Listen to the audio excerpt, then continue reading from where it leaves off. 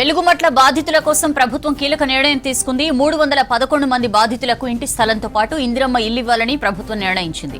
ఈ మేరకు ఖమ్మం కలెక్టరేట్లో బాధితులకు ఇండ్ల జాగాకు సంబంధించి టోకెన్లు అందించారు. మొత్తం 412 మంది అర్హుల్ని గుర్తించారు. 101 మంది బాధితులకు అదే ఊళ్ళో సొంత స్థలం ఉన్నట్లు గుర్తించారు.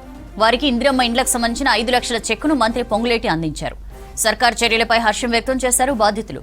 ఇష్యూకి సంబంధించి డీటెయిల్స్ తెలుసుకుందాం. ఖదీర్ మనతో ఫోన్ లైన్ లో జాయిన్ అవుతున్నారు. ఖదీర్, వెలుగుమట్ల బాధితులు ఏమంటున్నారు ప్రభుత్వం తీసుకునే నిర్ణయం పట్ల?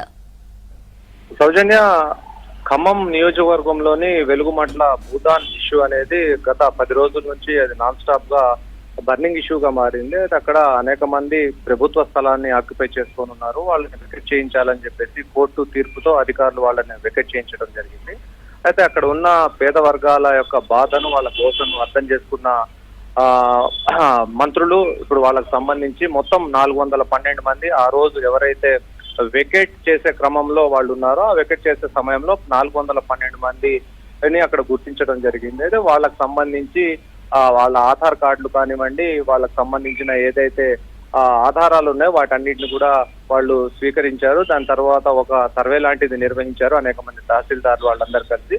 దాని తర్వాత ఇప్పుడు ఎవరైతే లబ్ధిదారులు ఉన్నారో అర్హులుగా గుర్తించారో వాళ్ళ అర్హుల్లో 311 మందికి అదే ప్లేస్ లో ఎక్కడైతే వాళ్ళ ఇండ్లను అంటే ఆ రేకుల షెడ్లు అలాంటి చిన్న చిన్నవి వేసుకొని ఉన్నారో ఎలాంటి సౌకర్యాలు లేకుండా అక్కడే వాళ్లకు 75 గజాల చొప్పున ఇండ్ల స్థలం, దాంతో పాటుగా ఇందిరమ్మ ఇండ్లను కూడా మంజూరు చేయడం కోసం ముగ్గురు మంత్రులు అంగీకారం తెలిపారు. దాంతో పాటుగా ఎవరైతే మిగతా వాళ్ళు ఉన్నారో 101 మంది వాళ్ళకు ఆధార్ కార్డు, వాళ్ళ ఆధారాలు ఎక్కడైతే ఉన్నాయో ఆ ఊర్లో వాళ్లకు సొంత స్థలం ఉన్నట్లయితే వాళ్ళకు 5 లక్షల రూపాయల చొప్పున ఇస్తున్నారు. దాంట్లో భాగంగానే రేపు మంత్రి తుమ్మల నాగేశ్వరరావు, మంత్రి పొంగులేటి శ్రీనివాసరెడ్డి, భట్టి విక్రమార్క రేపు కలెక్టరేట్ కార్యాలయానికి వచ్చి ఈ 412 మంది లబ్ధిదారులను పిలిచి వాళ్ళని సన్మానించి ఆ చెక్కులను, దాంతో పాటుగా పట్టాలను కూడా అందించనున్నారు. అయితే దానికి సంబంధించిన షెడ్యూల్ కూడా ఇప్పటికే విడుదల అయింది. సౌజన్య.